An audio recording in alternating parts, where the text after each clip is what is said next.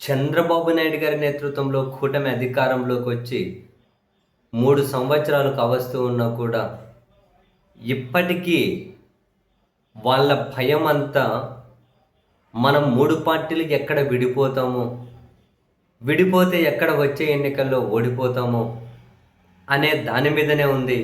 ఇప్పటికీ మనం 3 పార్టీలను కలిపి ఏ విధంగా ఉంచుకోవాలి, ఇది విడిపోకుండా ఎట్లా కాపాడుకోవాలి, దీని చుట్టూనే టీడీపీ, జనసేన ప్రధాన రాజకీయాలు తిరుగుతూ ఉన్నాయి. 3 ఏళ్ళు పరిపాలన చేసిన తర్వాత ప్రజలకు మనం మంచి చేసాం, మనం కూటమిగా కలిసున్నా విడిపోయినా మా పార్టీలకు వచ్చిన ఢోకా లేదు అనే కాన్ఫిడెన్స్ ఆ పార్టీలలో కనిపించాలి. కానీ మీరు చంద్రబాబు నాయుడు గారు మాట్లాడని, లోకేష్ గారు మాట్లాడని, లేదా ఉప ముఖ్యమంత్రి మాట్లాడని నోరు తెరిస్తే అదిగో మన కూటమి విడగొట్టేకి వైసీపీ కుట్రలు చేస్తుంది, మన కూటమి విడగొట్టేకి జగన్ కుట్రలు చేస్తున్నాడు. వాళ్ళు తిట్టుకున్న దాని వెనకాల వైసీపీ కుట్ర, వాళ్ళ కుటుంబాలు తిట్టుకున్న వైసీపీ కుట్రనే, సినిమాల కోసం తిట్టుకున్న వైసీపీ కుట్రనే, రాజకీయాల కోసం పదవుల కోసం తిట్టుకున్న వైసీపీ కుట్రనే.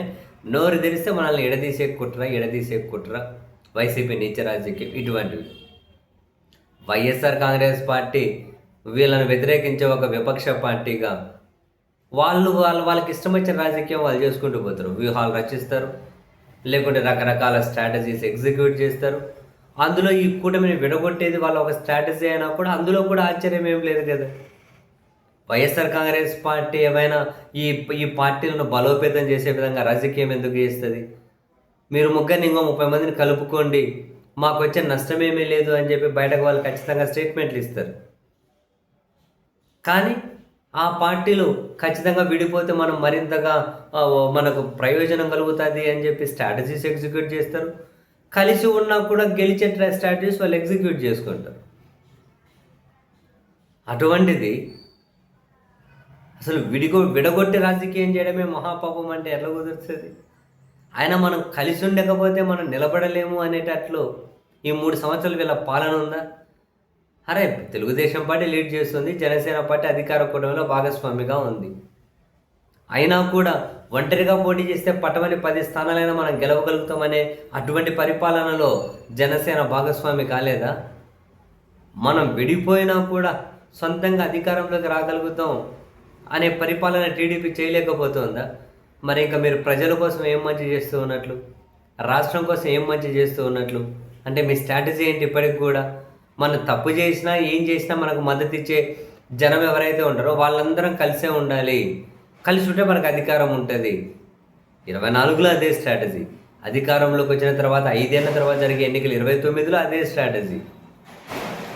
ప్రజలకు మంచి చేసి ఓట్లు అడిగే స్ట్రాటజీ కాదా? మనం ఏం చేసినా మనకు గుడ్డిగా మద్దతు ఇచ్చే బ్యాచ్లు కలిసి ఉంటే చాలు మనకు అధికారం ఉంటుంది. ప్రజలకు మంచి చేసే వాళ్ళు ఎవరైనా ఇట్లా భయపడతారా? Simple logic. ప్రజలకు మంచి చేసే వాళ్ళు ఎవరైనా ఇలా భయపడతారా? పదే కలిసి ఉండడం మీదనే వీళ్ళ ధ్యాస అంతా దాని మీదనే, వేరే రాజకీయ వ్యూహమే లేదు. కలిసి ఉండాలి, మన గుడిగా మద్దతు ఇచ్చే ఎవరైనా మనతోనే ఉండాలి. సో వైసీపీని మనం ఖచ్చితంగా ఎదుర్కోవచ్చు, ఓడించవచ్చు, ఇంతే. దానికోసం 5 ఏళ్ల పరిపాలన ఎందుకు? ప్రజలకు మంచి చేసి ప్రతిపక్షం వేసి ఎత్తులన్నింటినీ కనుక చిత్తు చేయగలగాలి. అది పెట్టేసి అధికారంలోకి వచ్చిన ఫస్ట్ రోజు నుంచి మనం ఒకరు వెళ్ళగలిసి ఉండాలి. ఒకరు మరొకరిని విపరీతంగా పొగుడుకోవడం, కిందేమో వాళ్ళ కార్యకర్తలు ఒకరిని మరొకరు విపరీతంగా బూతులు తిట్టుకోవడం. మీరు బూతులు తిట్టుకున్న పర్వాలే, కలిసి ఉండండి అని చెప్పి పై వాళ్ళు చెప్పడం. ఇంతకు మించి రాజకీయ ఇది తప్ప ఇంకా రాజకీయ స్ట్రాటజీసే లేవా ఇంకా?